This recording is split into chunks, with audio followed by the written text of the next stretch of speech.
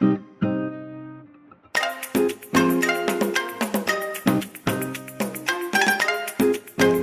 gullugy dinip gelip baş drama teatrda işe başladym.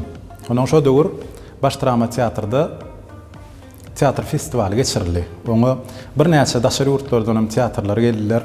Onuň şo wagtda men agam Mergeniň ýanynda ýaşadym. Onuň teatr festivali bar eken idi. Men idi akşam şonu alyp barmalydy, açylşyny idi. Benim diýdim şol açylşyna teatrda spektakl oýnaýan diýdim. Oý bolýan, onu diýdi, oturup görürsiz diýdi. Teatr festivali açıldı, spektaklym oynandy. Spektaklym Kepder adlı spektakl, onu Täç Mehmetguliýew sahnalaşdyrypdy.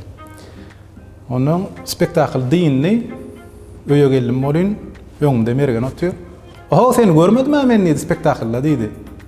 Ha menem diýdim, "Şol İskender Zürkörneýin diýdim, tabutda alyp barýadylar ha" diýdim. "Owa" diýdi. "Şonda diýdi, şonda diýdim, elini sallap barýan. Men nä diýdim? Oho, onda sen glam rol, lekeniňe diýe. Diýjek bolýan adam şu sahnada spektakl oýnandy da, ýokman şu glam rol oýnandy, tutuş özüň görünmekligi wajipligi ýok eken. Şu özüň görünmänem glam rol ýerine ýetirip bolýan eken, durmuşda da edil şoň ýaly.